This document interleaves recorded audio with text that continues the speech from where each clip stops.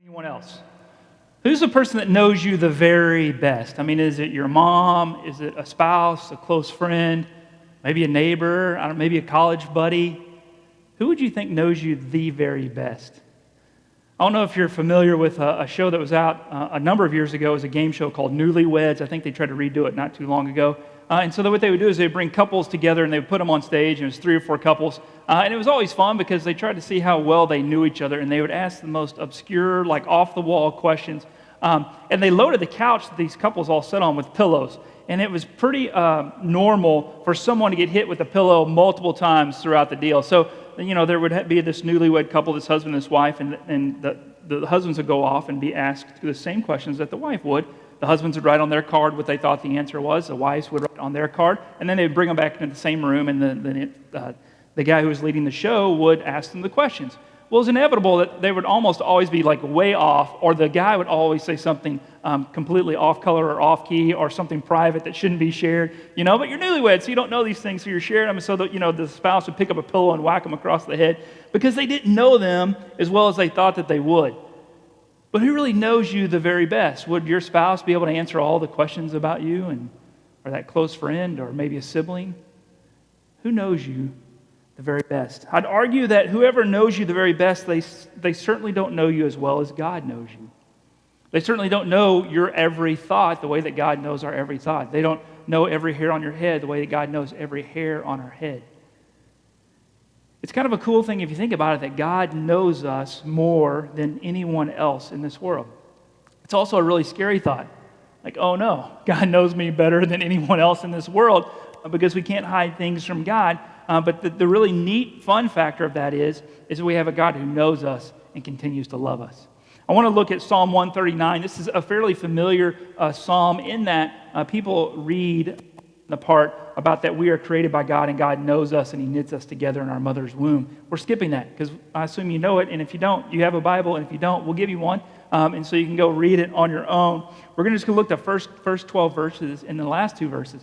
And the author of Psalm 139 is David.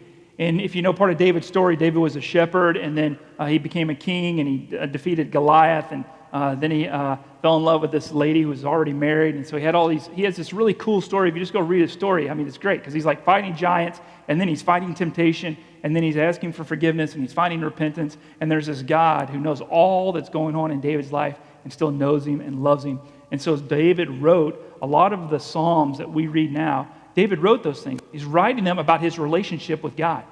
And this is one of those. It's Psalm 139, verse 1 says this: Lord, you've examined me. You know me.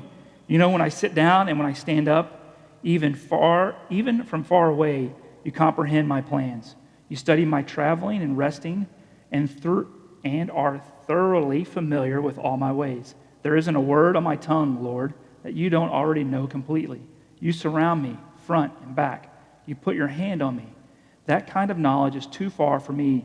It's too high above that I cannot fathom it. So David's already realizes, like, if God knows everything about us, I can't even fathom what that would be like. I can't even comprehend a God who knows us so well that He knows everything in front, behind, and around us. That's how well He knows us. And then he continues, where could I go to get away from your spirit? Where could I go to escape your presence? If I went up to heaven, you would be there. If I went down to the grave, you would be there too. If I could fly on the wings of dawn, stopping to rest only on the far side of the ocean, even there your hand would guide me. Even there your strong hand would hold me tight. If I said, the darkness will definitely hide me, the light will become night around me. Even then, the darkness isn't too dark for you. Nighttime would shine bright as day, because darkness is the same as light to you. Let's just read it. Okay, so 13. You are the one who created my innermost parts. You knit me together while I was still in my mother's womb. I give thanks to you that I was marvelously set apart. Your works are wonderful. I know that very well. My bones weren't hidden from you when I was being put together in a secret place, when I was being woven together in the deep parts of the earth. Your eyes saw my embryo, and on your scroll every day was written that was being formed for me before any one of them had yet happened. God, your plans are incomprehensible to me. Their total number is countless. If I tried to count them, they outnumber the grains of sand. If I came to the very end, I'd still be with you. If only, God, you would kill the wicked. If only murderers would get away from me. The people who talk about you, but only for wicked schemes. The people who talk about you, but only for wicked schemes. The people who are your enemies, who use your name as if it were of no significance. Don't I hate everyone who hates you? Don't I despise those who attack you? Yes, I hate them. Through and through, they've become my enemies too. Now these last two verses. Verse 23, examine me, God. Look at my heart. Put me to the test. Know my anxious thoughts. Look to see if there is any idolatrous ways in me. Then lead me on the eternal path. So David is talking about all these really cool things. The first thing he's talking about in these first few verses is that God knows us better than anyone else could ever know us.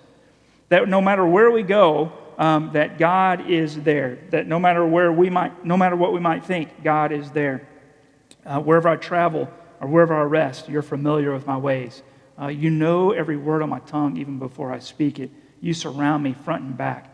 That kind of knowledge is too hard for me to comprehend. And so David is talking about to God and saying, God, you know everything about me. Everywhere I go, everywhere that I'm doing, everything that I'm thinking, every little part about me. And again, how cool is that?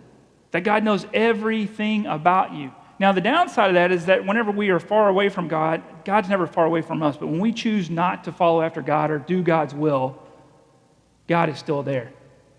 I had a college room. Well, he wasn't my roommate. He was right next door to me. His name was Greg.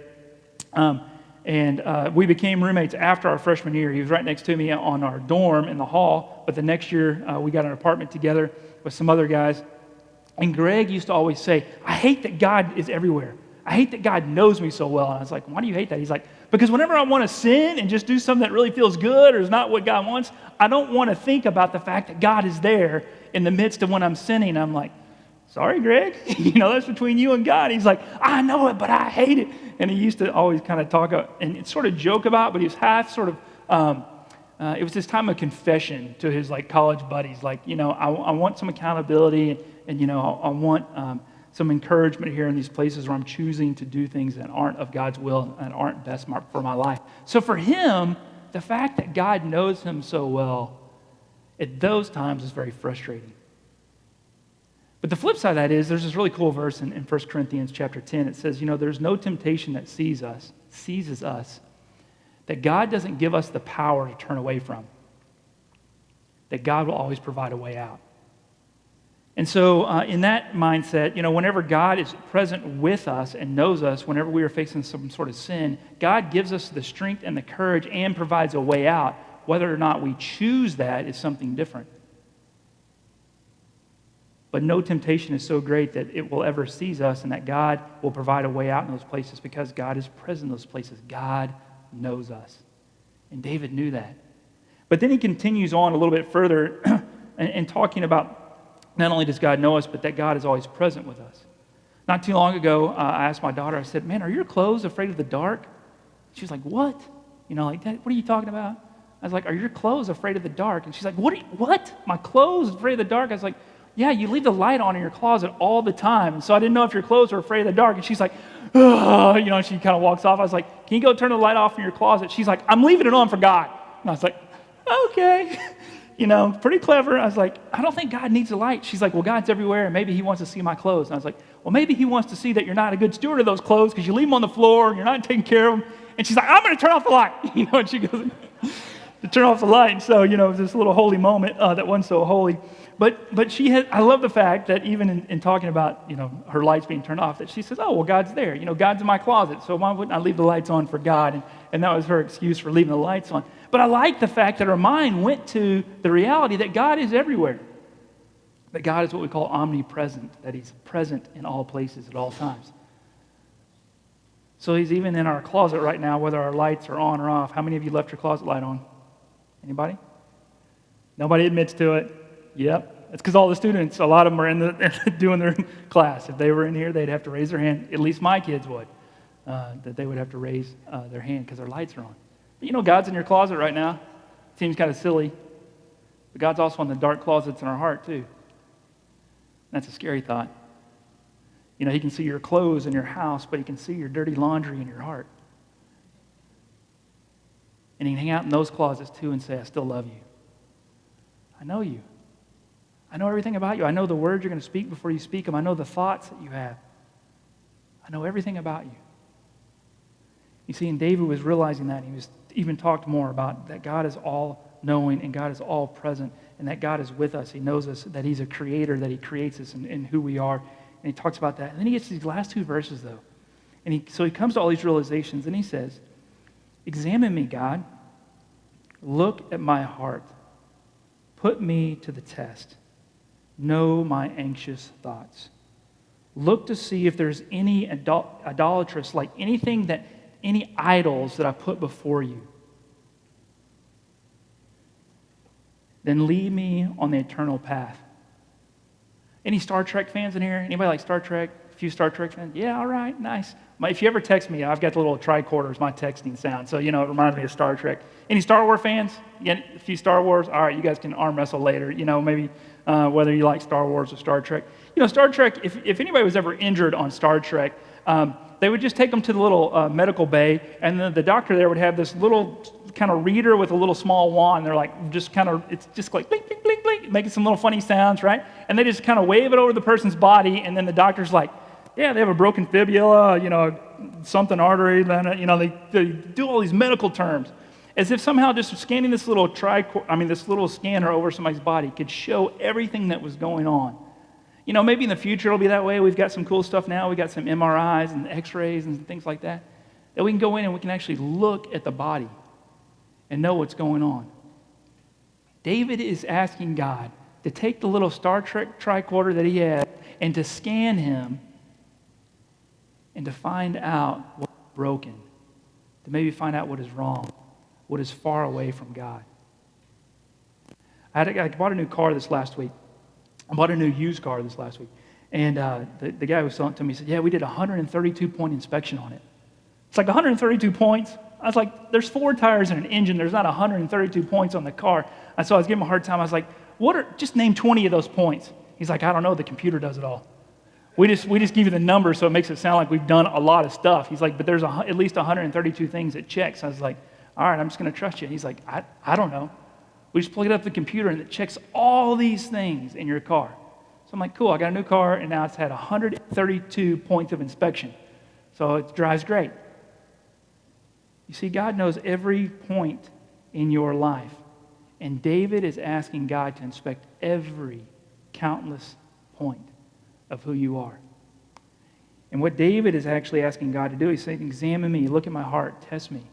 But then he says, look to see if there's anything that I put before you. Is there any idol that I put before you? And so, lead me on the eternal path. Is there any idol that you put before God? Maybe it's fame, maybe it's fashion, maybe it's career, maybe it's family, maybe it's finances. Is there anything else that you put before God? You can go read in the Old Testament, the Israelites, after God had just freed them from slavery from Pharaoh, they go out into the desert, and they're hanging out in the desert. Moses, who was their leader, he was the one that showed them kind of that God was God, and God was big, God was bigger than Pharaoh. Moses is the one that helped lead them out of slavery into freedom, and so Moses has now gone up to hang out on a mountaintop with God, and all the people are in the desert, and now they're in the desert, and they're like, now what do we do? What do we do? And so they said, let's throw all our gold in a pot and let's make this golden calf so we can worship a golden calf. And then Moses comes down off the mountain. He's like, what are you guys doing? They're like, we're worshiping the golden calf. He's like, the God who just freed you from slavery brought you out of slavery into freedom. And the first thing you do is you throw all your gold in a pot and you put a calf on the table to worship a golden calf. And they're like, yeah, that's what we're familiar with. That's what we know. And it's something that's tangible in front of us. Now, we don't have golden calves. We have gold. But what is your golden calf? What is the thing that you put in front of God because it's maybe familiar to you or you find some sort of security in it? Is it your 401k? Again, is it your family? Is it looking good? Is it the most posts on Facebook? Is it, Instagram or whatever it might be? What is your golden calf? You see, because what David is asking God is to say, search me, God. And if God was to search your heart, it was to search your thoughts. Would he see himself, God himself, as the first thing on your heart and your mind? My guess is probably not. Because unfortunately, the world we live in has a way of just consuming us and taking over a lot of who we are and what we're about. But the one cool thing about David is the one thing he always wanted is to be in the presence of the Lord. That's the one thing he wanted in life. And so if I started off by asking you if there's one thing you wanted in life, what would that be? I wonder what your answer would be. There's one thing in life that you could have, what would that be? And if you ask people that, you go ask them, they'll say all kinds of things. Well, I want happiness. I want world peace. I want everybody to not be hungry. Those are kind of the pageant answers. What would be your answer? What would be the one thing you would really want?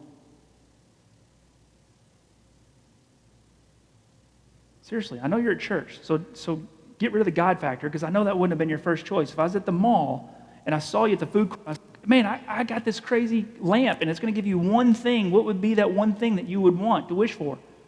My kids, they're obnoxious. They're like, I would just wish for more wishes. And I'm like, you can't do that. You can't wish for more wishes. You get one wish. What do you want? I've asked my kids this before.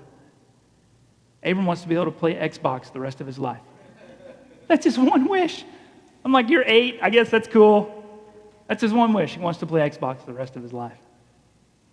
And my kids, depending on what's going on in their life, will depend on what their answer is. Like, if I ask them late at night or something, they're like, I just want to sleep in tomorrow and not go to school. I never want to go to school. That's my wish. And so maybe our wishes are situational, but if you had one wish, what would it be? What would it really be? To be debt-free? Or to have all the money you want? Well, if that's your wish, then more than likely that's your idol, that you're focused on the things of money. Would it be to have good friends? So if that's the one thing, if God searched your heart and your mind and you're really hoping to have a lot of friends, well, maybe hopefully you're working to be a good friend. You want to be famous? You want to have a big house, big family? What's that one thing? What would that be for you? Man, right now, my one thing, I wish I could be a stunt pilot. I could go get in a plane and I could just fly 250 miles an hour, upside down and backwards. I mean, I need some adrenaline. I haven't had a good adrenaline fix lately. If I had one thing, God's like, what's your one thing? I'm like, dude, let me fly a stunt plane. God'd be like, that's what you want? I'm like, yeah, that's what I want. Because that's what I want, and that's what I need right now. Some a fun adrenaline. I need to go jump out of a plane or climb a mountain or something. What is it for you, though? I keep harping on it because if you can identify that, you'll be able to reflect on and search your own heart and mind to see what you're putting before God. And David knew that he didn't want anything to be before God. His one thing that he constantly wanted was to be in the very presence of the Lord. And so he says this. And this is maybe a good prayer. Maybe you start off in the morning with these two verses, this Psalm 139, 23 and 24. Maybe in the morning, the first thing you do when you wake up, you say, examine me, God. Look at my heart. Put me to the test. Know my anxious thoughts. Look to see if there's anything that I put before you.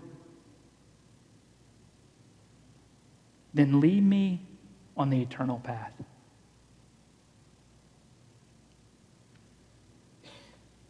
It's a pretty cool deal knowing that we have a God who is omnipresent, all places, and is all-knowing, knows us better than we know ourselves. And the really neat thing is that God who knows us and is always with us loves us so much. And he wanted that love to be known, that he sent his son Jesus. Jesus shared his life and the unconditional love of God with humanity. Then he was willing to die on a cross. And he gave his life so that we might be in a relationship with this God who is already loving us and drawing us close.